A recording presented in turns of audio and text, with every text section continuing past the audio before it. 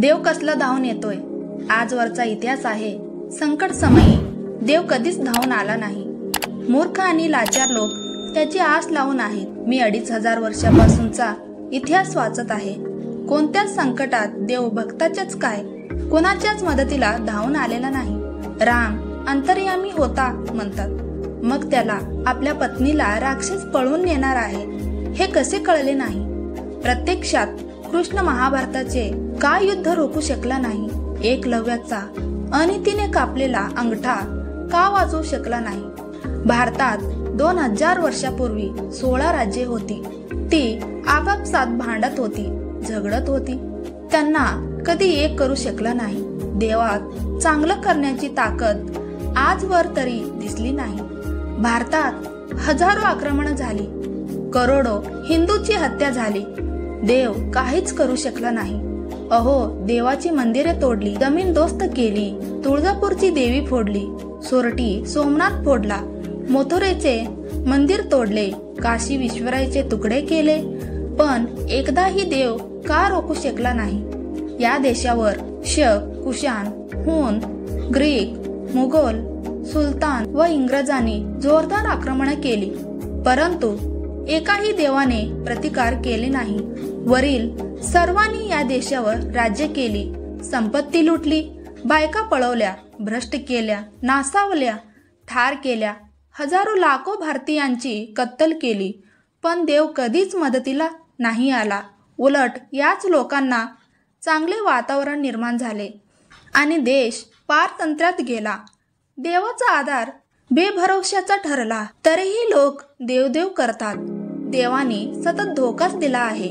5000 वर्षापासून भारतीयांनीच भारतातील दीन दलित गरीब लोकांवर अनवणित अत्याचार केले, खूप छळले, भोळ्या भाबड्या लोकांना फसवले, त्यांना कमी लेखून त्यांचे मानसिक, शारीरिक, सामाजिक, आर्थिक शोषण केले, पण एकाही देवाला त्यांची दया का आली नाही की एकाही देवाने ही विषमता मोडून नाही काढली।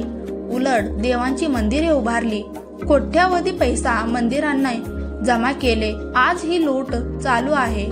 अनेक वेळा कोकण, कोल्हापूर, सांगली पाण्यात गेली। हजारो निष्पाप जनावरे, बालके, स्त्रिया मृत्युमुखी पडल्या, तरीही तुम्ही बोलणार वरचा बघतोय, जो अस्तित्वातच नाही तो कुठून बघणार। कुठे गेला देव, का नाही मदतीला आला।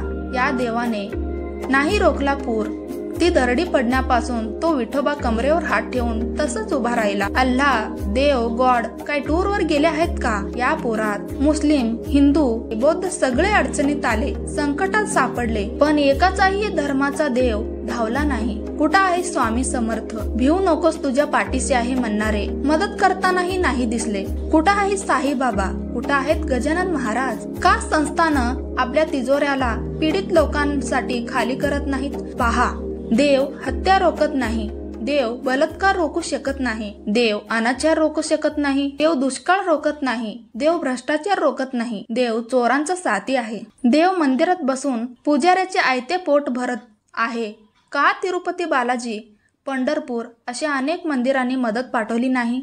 ज्या कोल्हापूर वासियांनी एवढी पूजा सेवा करून देखील ही आई आपल्या लेकरांना का वाचू शकली नाही, हे जरा पुजारी भडव्यांना खडसावून विचारले पाहिजे। कुठे आहे पांडुरंग, कुठे झोपला आहे। 5000 वर्ष सनातनी पाखंडी व लबाड लोकांनी गरिबांना लुटले, या गरिबांचा उद्धार नाही केला।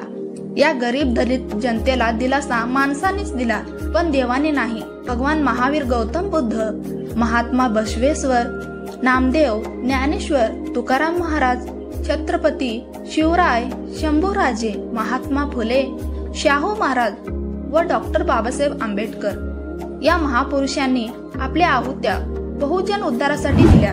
हेच खरे देव आहेत, परंतु ईश्वराने कधीही कुणालाही वाचवले नाही।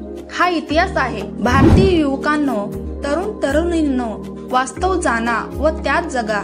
देव कधीच मदतीला येणार नाही, लक्षात ठेवा। कठोर मेहनत, परिश्रमाशिवाय यश नाही, उद्धार नाही। मानवता एकच धर्म जगात मोठा आहे। थोथंड कर्मकांडे, ढोंगीपणा सोडा।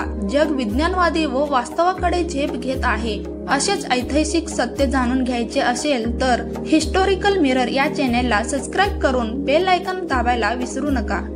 जय जिजाऊ, जय शिवराय, जय भीम.